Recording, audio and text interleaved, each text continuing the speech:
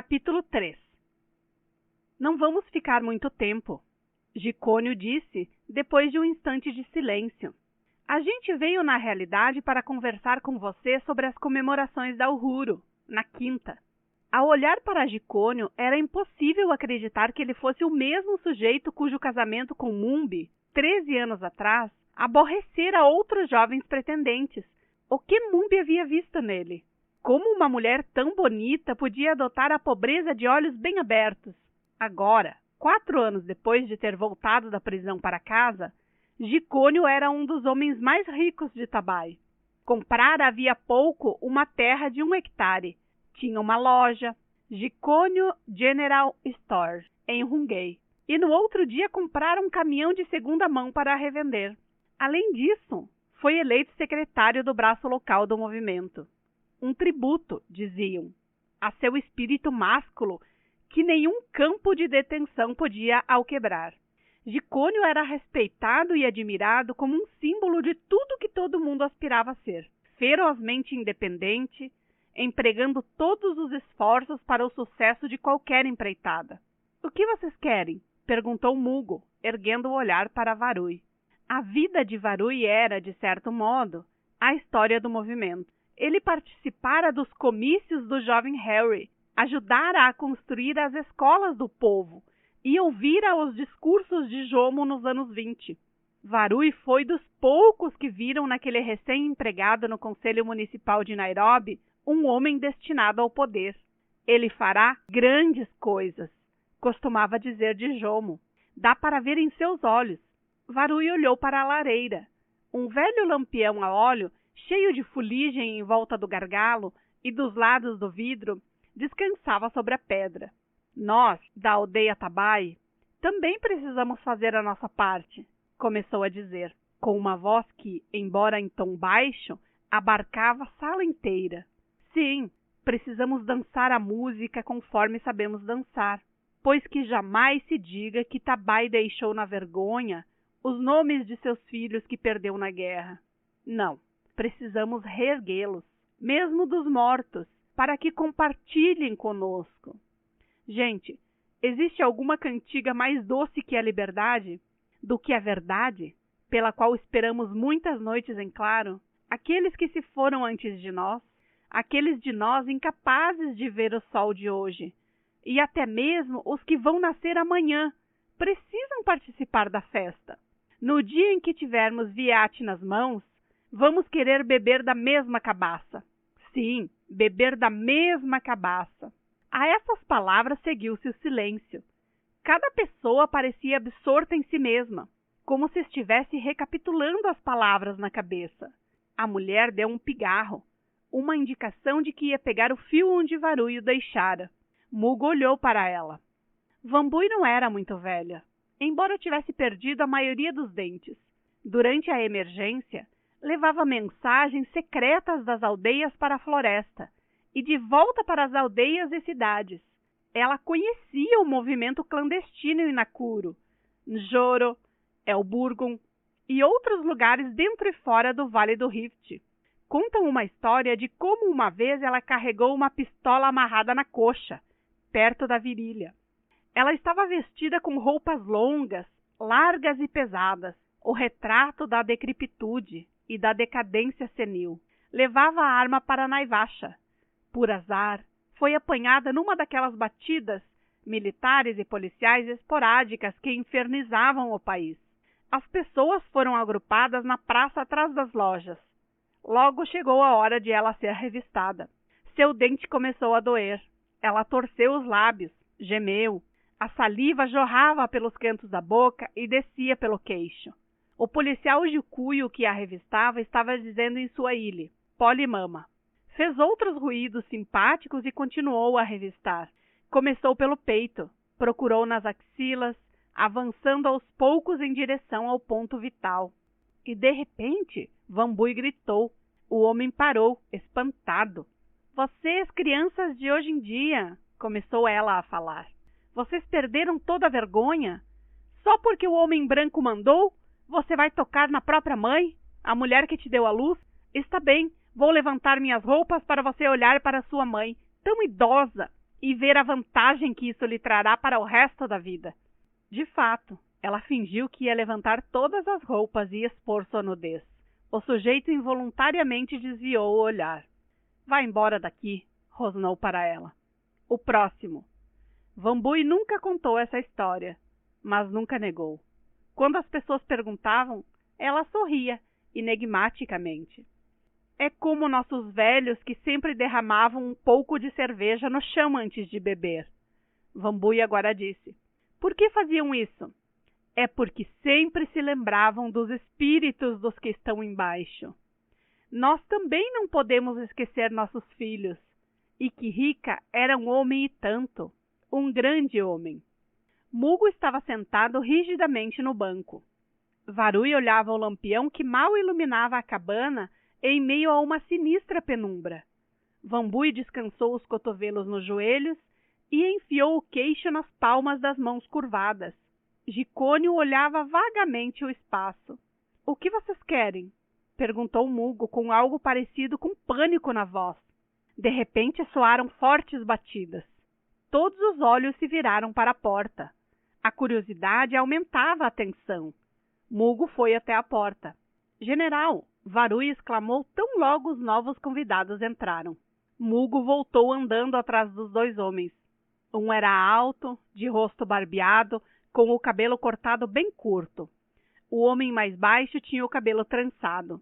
Eles eram alguns dos combatentes pela liberdade que haviam deixado recentemente a floresta por causa da anistia da Uhuru. — Sentem-se na cama, convidou Mugo, espantado com o som da própria voz. Tão velha, tão enferrujada. Hoje, esta noite, tudo é tão estranho. Os gestos e a aparência das pessoas me dão medo.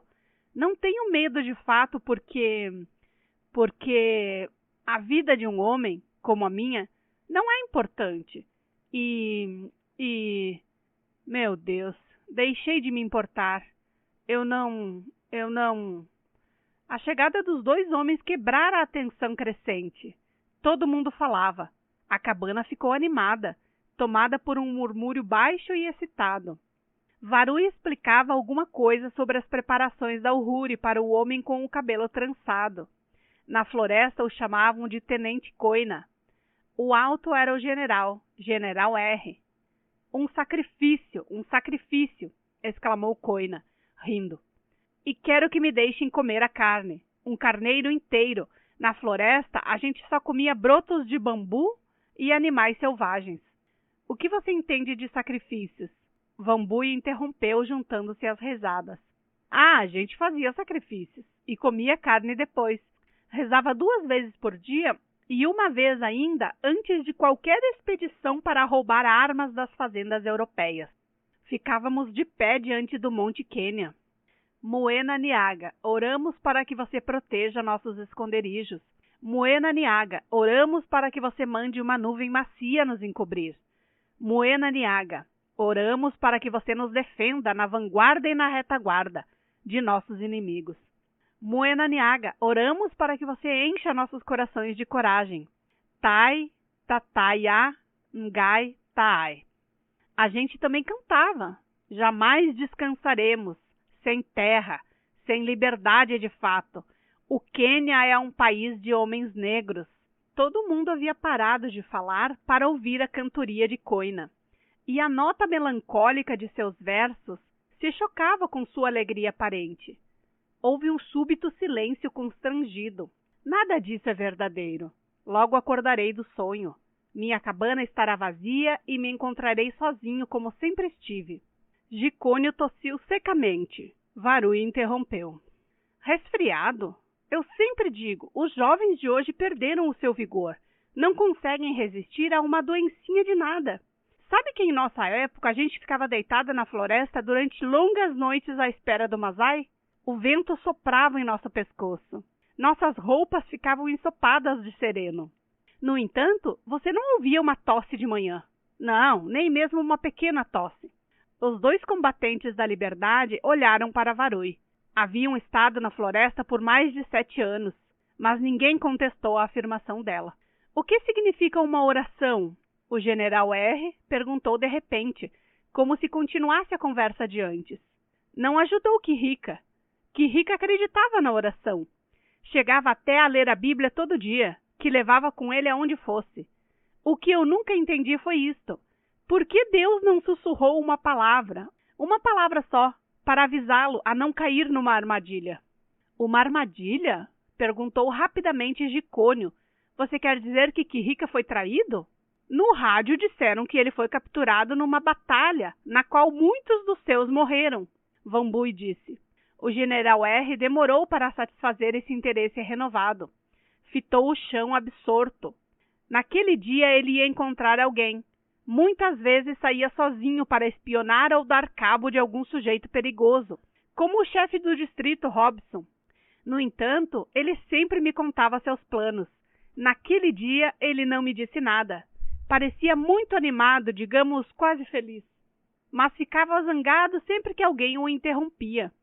Ele nunca se esquecia de levar a Bíblia, mas naquele dia não levou. Talvez jamais pretendesse demorar.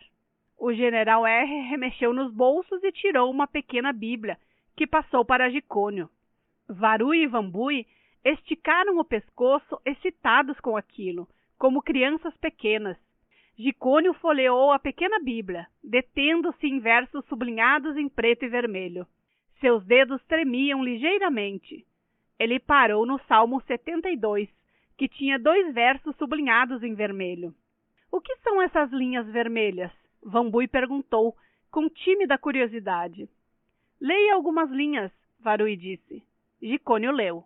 Com justiça ele julgue os pobres do povo. Salve os filhos do indigente e esmague seus opressores, pois ele liberta o indigente que clama e o pobre que não tem protetor. Isto foi novamente seguido de um profundo silêncio. Então o general R. continuou.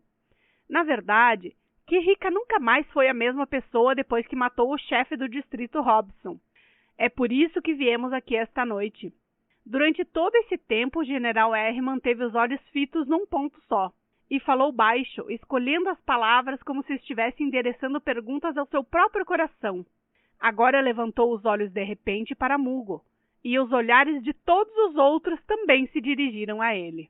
Acredito que foi você quem abrigou Quirrica naquela noite. Por isso foi preso depois e mandado para a detenção. Não é verdade? O que queremos saber é o seguinte. Quirrica mencionou a você que ia encontrar alguém da aldeia dentro de uma semana?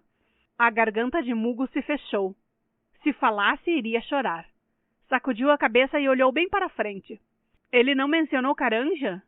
Mugo tornou a sacudir a cabeça. Isso é tudo o que queremos saber. Achamos que você talvez pudesse nos ajudar. O general R. recaiu no seu silêncio anterior. Ora, ora, quem haveria de imaginar? Varui começou a dizer e então parou. Vambui parecia estar mais fascinado pela Bíblia do que pelas notícias do general R. Uma Bíblia? Parece até que o pai dele era padre, gemeu ela. Nosso filho deveria ter sido padre. Ele era padre, um alto sacerdote de nossa liberdade. Varui falou. Jicônio riu sem jeito. Foi acompanhado por Vambui e o tenente Coina. Mugo e o general R. não riram. A tensão foi quebrada de novo. Jicônio tossiu e pigarreou. General, você quase nos fez esquecer o motivo de virmos aqui, afirmou agora com a voz do homem de negócios que não tem tempo para rituais. Mas estou feliz por você ter vindo, porque isso tem a ver também com você. É o seguinte, o movimento e os líderes da aldeia acharam boa ideia homenagear os mortos. No dia da independência, vamos lembrar as pessoas de nossa aldeia e das serras aqui perto que perderam a vida na luta pela liberdade. Não podemos deixar que o nome de Quirrica morra. Ele viverá na nossa memória e a história transmitirá o seu nome a nossos filhos por muitos anos por vir. Ele fez uma pausa e olhou diretamente para Mugo, e as palavras seguintes que dirigiu a ele estavam cheias de simples admiração. Não quero entrar em detalhes, mas todos sabem o papel que você desempenhou no movimento. Seu nome e o de Quirrica estarão para sempre ligados. Como disse o general aqui, você abrigou Quirrica sem temer o perigo para sua própria vida. Você fez por Tabai na detenção o que Kirika fez na floresta. Portanto, achamos que, nesse dia importante, você deveria conduzir o sacrifício e as cerimônias em homenagem àqueles que morreram para que pudéssemos viver. Os anciãos vão instruí-lo nos detalhes do ritual. O seu papel principal será discursar. Estamos organizando uma grande reunião no mercado de Hungei, em volta do local onde o corpo de Kirika foi pendurado na árvore. Você fará o principal discurso do dia. Mugo olhou para um poste em frente. Tentou entender o sentido do que Jicônio havia dito. Ele sempre tivera dificuldades em tomar decisões. Fugindo como que instintivamente de deflagrar uma série de ações cujas consequências ele não podia determinar com antecedência, deixava-se levar pelas coisas ou era empurrado até elas por um demônio sinistro.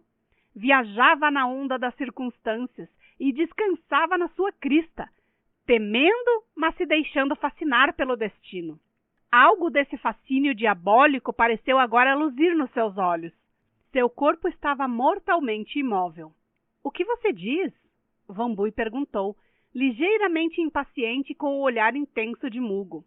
Mas Varui era fascinado pelos olhos das pessoas e sempre dissera de Mugo: ele tem futuro, um grande futuro. Imagine se eu não saberia, dá para ver em seus olhos. Mas agora disse: você não precisa falar o dia inteiro. Já vi muitos estragarem bons discursos porque queriam falar até que toda a saliva secasse na boca. Uma palavra que toque os corações, só isso. Como aquilo que você falou naquele dia. Eu não compreendo. Nós de Tabai queremos homenagear nossos heróis. Qual a dificuldade disso? Perguntou Varui. Sei como você se sente, Jicônio disse. Você quer ser deixado em paz. Lembre-se disto, porém. Não é fácil ser deixado em paz quando se pertence a uma comunidade, especialmente um homem na sua posição. Não precisa decidir agora, mas a gente gostaria de saber a resposta logo. Só faltam 4 dias para o 12 de dezembro. Dizendo isso, Jicônio se levantou para sair. Os outros também se ergueram. Jicônio hesitou um instante, como se algum pensamento não expresso se demorasse na sua cabeça. Outra coisa. Você sabe que o governo, agora que é controlado pelo movimento, permite que os chefes sejam eleitos pelo povo. O ramo daqui quer que você represente esta região quando o momento chegar. Eles saíram. Um sorriso se abriu lentamente a partir dos cantos da boca de Mugo.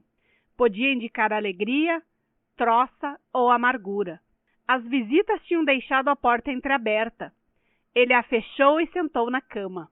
Aos poucos, o sentido do que Jicônio dissera começou a iluminar o abismo vazio da incompreensão. O que eles querem? O que eles realmente querem? Perguntou-se, segurando a cabeça entre as mãos para se aprumar. Do lado de fora da cabana de Mugo, os combatentes da floresta se separaram de Jicônio, Vambui e Varui. Os dois compartilhavam uma cabana no final da aldeia. A cabana havia sido comprada para eles por alguns membros entusiásticos do ramo local do partido, que acreditavam então que o partido era a reencarnação do movimento. — Você acha que ele vai nos ajudar?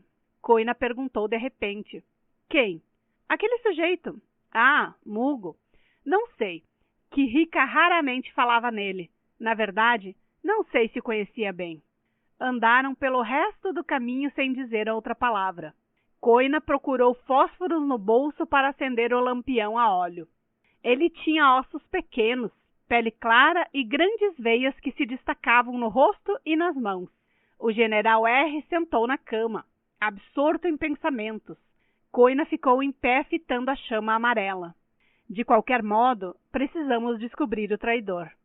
O general R. falou como se continuasse a conversa de antes. A voz dele era grave e transmitia uma determinação inflexível. Coina não respondeu de imediato. Ele se lembrava do dia em que Kirika saíra para nunca mais voltar. Kirika comandava mais de 300 homens, divididos em grupos de 50, ou mesmo 25 homens. Os grupos viviam em separado, em diferentes cavernas, em volta da floresta de Kinene, e só se juntavam para algum grande empreendimento como a captura de Marri. Coina sempre ficara impressionado com o absoluto desprezo pelo perigo pessoal demonstrado por Quirrica. A maneira como ele acabara com o chefe do distrito Robson já se tornara lendária nos campos em torno de Longonote, Ngongo e até Nyandarva. Koina sentia uma admiração reverente por Quirrica. Nessas ocasiões ele jurava: eu jamais o abandonarei. Juro por Deus acima de mim que nunca abandonarei Quirrica. Eu não tinha fé. Ele me deu fé.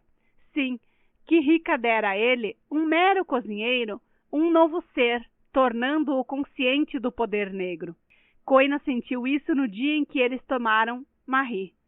Enquanto esperavam a volta de Quirrica, ele sentiu agudamente a iminência desse poder negro. Mais tarde, eles mandaram batedores, que relataram uma grande operação de contra-ataque. A palavra circulou. O general R. ordenou a seus homens que preparassem uma rápida retirada para Longonote, o outro grande esconderijo deles. Souberam que Quirrica fora preso. Geri chorara, e até mesmo ele, um homem, não conseguira esconder as lágrimas. Você acha que ele ia encontrar uma mulher? Perguntou Koina agora. Não, acho que não. Karanja é realmente o nosso homem, se o que você me conta sobre ele é verdade. Todo mundo em Jitima diz a mesma coisa. Se você o toca por trás, ele treme incontrolavelmente. Nunca anda sozinho no escuro. Nunca abre a porta para ninguém depois das 7 horas da noite. Tudo isso é sinal de um homem culpado. Mas, meu Deus, se esse miserável tiver alguma coisa a ver com a crucificação de Quirrica, disse o general R., pondo-se de pé num pulo. Andava para cima e para baixo no quarto. Todos fizemos um juramento juntos. Fizemos o juramento juntos. Koina sentou na cama, espantado com a paixão e a veemência na voz do general. Koina sempre tivera medo dele e até mesmo se sentia pequeno na sua presença. Ambos haviam participado da Segunda Guerra. O general combatera na Birmânia, mas ele, Koina, jamais progrediu além do posto de cozinheiro. Depois da guerra, o general trabalhou como alfaiate. Koina mudava de um emprego para outro. Seu último emprego havia sido com a doutora Linde, uma viúva branca feia que Koina detestou à primeira vista. Ele e o general ficaram se conhecendo realmente na floresta. Nos combates, o general R. saía do fogo sem transparecer emoção. Quando Quirrica foi preso, o general R. permanecera calmo, não demonstrara surpresa ou sentimento de perda algum.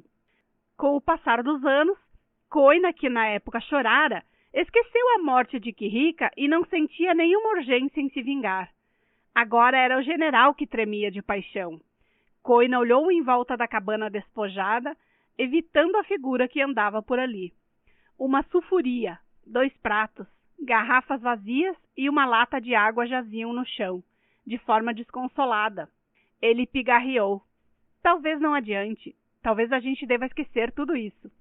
O general R. interrompeu as passadas abruptamente. Olhou para Koina, sopesando-o de cima a baixo. Koina se remexeu nervosamente no assento, sentindo o antagonismo no olhar do outro. Esquecer? Perguntou o general R. num tom de voz enganosamente calmo. Não, meu amigo. Precisamos encontrar o nosso traidor. Do contrário, você e eu fizemos o juramento à toa. Os traidores e colaboracionistas não devem escapar da justiça revolucionária. Amanhã você precisa ir a Jitima falar com Muaura sobre o novo plano. Os outros 3 emissários andaram uma boa distância da cabana de Mugo antes que alguém falasse. Ele é um sujeito esquisito, comentou Vambui. Quem? Mugo. Foi o sofrimento, disse Gicônio. Sabe o que é viver na detenção? Talvez tenha sido mais fácil para nós que não éramos rotulados de radicais. Mas Mugo era. Por isso apanhou e não confessou o juramento. Não era como na prisão, continuou Gicônio, espantado com a súbita explosão dos próprios sentimentos. Na prisão você sabe qual é o crime. Você conhece suas penas. Tantos anos, 1, 10, 30, depois você sai. De modo igualmente repentino, Gicônio diminuiu o passo. Não podia distinguir com clareza Vambui ou Varui no escuro. Parecia que ele falara apenas para o ar, para o vazio. Durmam bem, gritou Gicônio do lado de fora da casa que ele construíra recentemente. Varui e Vambui foram embora sem responder. O vazio silêncio atormentava Jicônio. Ele não queria entrar na casa. A luz da sala aparecia através das cortinas e das janelas de vidro. Mumbi, então, ainda devia estar esperando por ele. Por que ela não ia para a cama? Ele caminhou se afastando da luz, sem saber para onde ia. Arrependeu-se da explosão recente na presença de Vambu e Varui. Por que não foi capaz de controlar suas emoções na cabana de Mugo? Um homem jamais devia gemer. E para Jicônio, o trabalho duro havia sido um remédio contra as memórias ruins. Ele construíra uma casa, uma das melhores e mais modernas da aldeia. Tinha dinheiro, ainda que não tanto, e uma posição política no país. Tudo isso muitos anos depois de sua época de pobre carpinteiro. Contudo, essas coisas haviam perdido o sabor. Ele comia não pelo prazer da comida, mas porque um homem precisava comer para viver. A aldeia estava agora bem para trás. A escuridão engrossara. Reparou como se fosse uma nova experiência, que estava só. Escutou. Parecia ouvir à distância passos na calçada. Os passos se aproximavam dele. Ele caminhou mais depressa, fugindo dos passos. Mas quanto mais depressa ele andava, mais altos se tornavam os passos. Ele ofegava. Estava todo acalorado a despeito do ar frio. Em seguida começou a correr desesperadamente. Seu coração batia com mais força. Os passos na calçada, tão próximos agora, seguiam o mesmo ritmo do seu coração, que martelava. Precisava falar com alguém. Precisava ouvir outra voz humana. Mugo. Mas o que eram meras vozes humanas? Não vivera com elas durante 6 anos? Em vários campos de detenção? Talvez ele quisesse a voz de alguém que entendesse. Mugo. De repente parou de correr. Os passos na calçada se distanciaram ao longe. Eles voltariam. Ele sabia que voltariam para infernizá-lo. Eu preciso falar com Mugo. As palavras que Mugo falara num comício 2 anos atrás haviam tocado Jicônio. Meu Deus, Mugo saberia. Mas quando chegou à cabana de Mugo, o ardor de sua resolução esfriara. Ficou do lado de fora da porta, pensando se deveria ou não bater. O que, na verdade, viera falar com Mugo? Sentiu-se tolo ali sozinho. Talvez fosse melhor voltar amanhã. Talvez da outra vez soubesse melhor como abrir o coração diante de outra pessoa. Em casa, percebeu que Mumbi ainda não fora dormir. Ela havia trazido comida. Isso o fez lembrar que ele mal se alimentara durante todo o dia. Ela ficou sentada diante dele olhando. Ele provou um pouco de comida e depois afastou o resto. Perdera o apetite. Me faz uma xícara de chá, disse entre dentes. Você precisa comer, suplicou Mumbi. Seu pequeno nariz brilhava à luz do lampião. A súplica em seus olhos e sua voz desmentia o rosto tranquilo e a postura orgulhosa de seu corpo bem feito. Jicônio fitou a nova mesa de mogno polido. Talvez ele devesse ter chamado Mugo para uma conversa entre homens. Eu não quero comer nada. É minha comida que você não quer. Jicônio ficou calado. Na detenção, ele ansiara voltar para Mumbi. Era esta a mesma mulher? Ele a olhou. Ela voltara seu rosto para a porta. Talvez estivesse chorando. Não estou com vontade de comer, só isso. Ele disse, cedendo um pouco. Está bem, ela sussurrou. Foi até outro cômodo na casa e trouxe xícaras, um bule, folhas de chá, leite e açúcar. Ela acrescentou mais carvão ao braseiro e o levou para fora para ser abanado e avivar as chamas. Ficou lá fora no escuro. Jicônio tirou um velho caderno escolar de um bolso de dentro do seu paletó. Remexeu o bolso à procura de um lápis. Achou-o, viu que estava quebrado e fez a ponta com um canivete. Escreveu números, somou, subtraiu, multiplicou, cancelou. Eles o distraíam fazendo-se concentrar, de modo que Jicônio esquecia por um tempo outras coisas que não as entradas do dia e a perspectiva de negócios amanhã. Mumbi trouxe de volta o braseiro. Pôs o bule cheio d'água em cima do fogo e sentou-se para observar o marido. Ela parecia expectante. um pássaro pronto para voar ao primeiro sinal ou palavra do Senhor. Mas Mumbi aprendera a modular seus desejos, a aceitar o que a vida e o destino lhe ofereciam. Você viu Mugo? Ousou perguntar. Vi. Ele disse que seria nosso líder? Vai pensar. Jicônio não levantou a cabeça do caderno. Vambui me contou. Ela penetrou nos pensamentos dele. Ele não respondeu. Por que você não me contou? Não esqueça que Kikirika e eu viemos do mesmo ventre. Desde quando você e eu compartilhamos segredos? Ele se odiou imediatamente por ter adotado esse tom. Jurara que sempre seria educado com ela, que nunca deixaria que sua voz traísse nenhuma amargura ou seu tumulto interno. Desculpe, disse ela humilhada. Eu tinha esquecido que sou uma ninguém. O chá ficou logo pronto. Ela o serviu e encheu uma xícara para si. Então, como se impelida por uma grande força interna, Mumbi deixou seu assento e ficou diante do marido. Ela pôs suas pequenas mãos em volta do pescoço dele, descansando-as nos seus ombros. Seus olhos brilhavam, seus lábios tremiam. Vamos conversar. Sobre o quê? Ele perguntou, levantando a cabeça. O filho.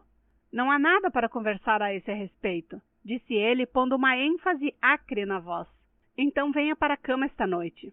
Esperei só por você durante esses anos. O que há com você? Jicônio retirou os braços dela de seu pescoço e a empurrou ligeiramente. Vá se sentar, por favor, ou melhor, vá dormir, você está cansada. Mumbi ficou ali fria. Seus seios subiam e desciam. Abriu a boca como se fosse gritar. Então, de repente, pegou seu tricô do chão e correu para o quarto. Na verdade, era Jicônio que se sentia cansado e envelhecido. Ele apoiou a cabeça na mão esquerda, com o cotovelo plantado na mesa.